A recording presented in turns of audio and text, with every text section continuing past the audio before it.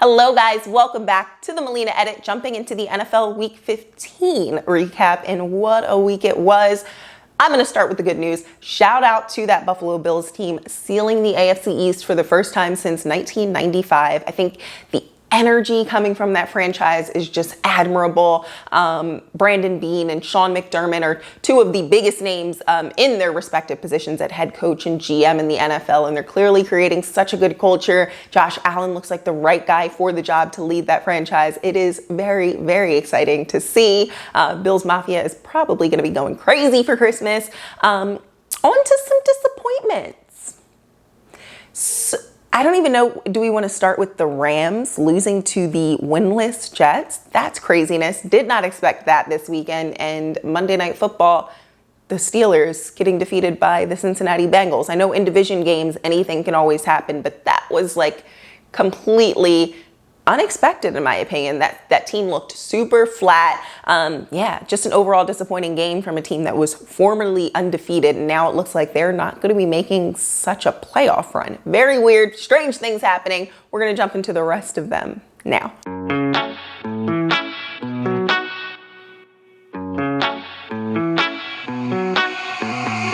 Starting things off with the San Francisco 49ers at the Dallas Cowboys. This was a surprisingly good game. I don't think I've been excited about watching the Cowboys play in quite a few weeks here. So this was a really fun one.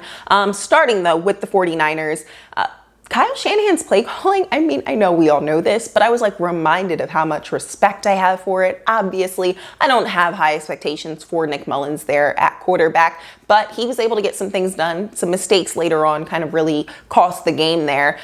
Early turnovers in this game. It was really messy, but outside of that, when that offense was moving, they just looked so smooth and so efficient. Very curious who Kyle Shanahan gets at quarterback next year, or if he keeps Jimmy G and things like that. That'll be big off-season chatter. But I think for the most part, this offense just looked seamless in some of those drives. It was really an easy watch if I wasn't a Cowboys fan.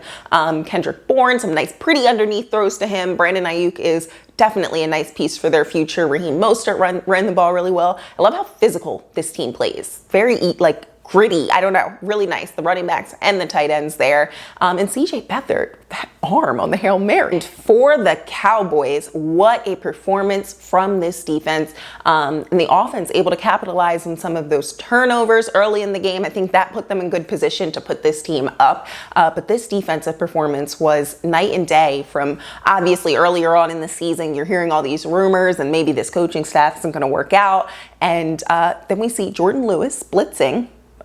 Apparently that's going to be a thing. Love it. Tank had a nice showing in this game. I think Aldon Smith is such a fun story. Donovan Wilson and Cheeto Bayawuzie with late picks in this game. It was just such a great showing on defense. And then, of course, CeeDee Lamb is the future for this team. Such an easy watch there in 88. And now I have Tony Pollard questions. Zeke was out for the first game in his career, and Tony Pollard had a nice showing. So I'm very curious if he gets more carries now.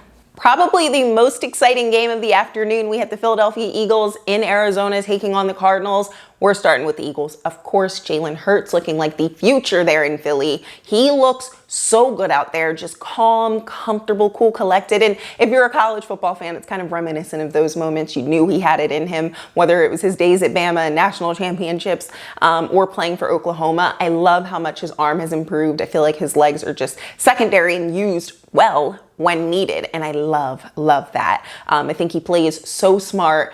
It's just such an easy watch. I am terrified of him and Jalen Reagor getting, some more chemistry this offseason, because that could be a lethal little combination there. I feel like Reagor pops in some moments, like he just really recognizes him as his quarterback, if that makes any sense.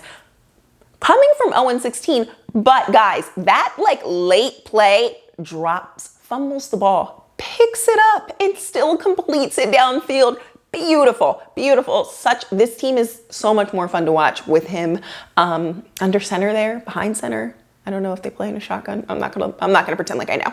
But outside outside of that, I think that this team it was so efficient, so easy to watch. Then as far as the Cardinals, that defense is heavy. Like, they are something. Hassan Reddick is finding his fit. I really like that. I saw a couple guys on Twitter saying like he's being played in the position that he was in college, so that might be the solution there. Byron Murphy was in there on some critical plays. Larry Fitzgerald on offense, the GOAT, is still at it, just making big plays, little toe drag swag moments. I love to watch him. He's just one of my faves in the NFL. And then my actual fave, DeAndre Hopkins, shows up whenever you need him. But it just breaks my heart because I see Deshaun Watson and that Texans team kind of struggling down there in Houston. And all I want for Christmas is Nuke and Deshaun Watson back together. That's it. That's all I want. Next up, that late afternoon game that I thought would be more exciting, the Kansas City Chiefs at the New Orleans Saints. It was a really good game. I'm not taking that away from it, but Philly, Arizona was more exciting to me. I could bear to see this rematch in the Super Bowl for sure. Kansas City just looks like they are comfortably playing backyard football. Like, even when they're playing messy and making like what would be for any other team critical mistakes, they're just able to get the job done. Insane. L'Jarius Sneed, I feel like anytime I watch the Chiefs, he is making plays out there since the first game of the season. Like, not even since week 1, since night 1, week 0, if that exists in the NFL. He was playing so good that Thursday night football game, and I was like, who is this guy? Where did they find him? Where did Brett Veach get him from? Because he's playing in some critical plays. I'm curious what years 2 and 3 look like for that kid. And then as far as the Saints, this defense matched well with them through the first half, and throughout the game, I can't see how you're going to be able to beat this Chiefs team is my conclusion here. I can't see it. But I would like to see maybe a rematch of this with Michael Thomas back and Breeze being fully healthy. Maybe that'll game change it. And finally, rounding it out with the Cleveland Browns at the New York Giants, the nightcap there. Not much to say here except for high praises for that Browns team that is really looking like the team we were all so excited for. Yeah, they just overall look so good. Baker leading the charge really well there and playing some of his best football in the NFL.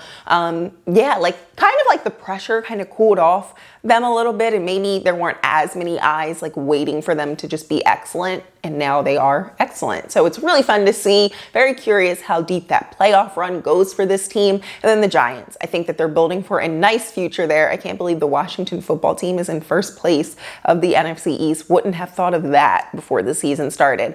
But I'm curious what both of those teams are going to look like next year in this race too. Maybe next year, and Hurts now starting at quarterback for the Eagles. The Cowboys should have Dak back. So the NFC East might be playing some really competitive, really good football next year after a draft too. I'm excited. I'm looking forward to that. That is it, guys. That's all I've got for you today. Thank you so much for tuning in. Really looking forward to what this playoff season looks like. I think we're going to have some really good games. Teams are just heating up and looking really competitive. So I think January will be a fun season of football. Have a happy holiday season, a happy new year. I'll be talking to you guys, just not as often since I'll be home and the setting might be a little different. Yeah, like, comment, and subscribe. Let me know what you're eating for Christmas dinner. Are you leaving Santa cookies? All of that fun stuff. And I'll talk to you soon.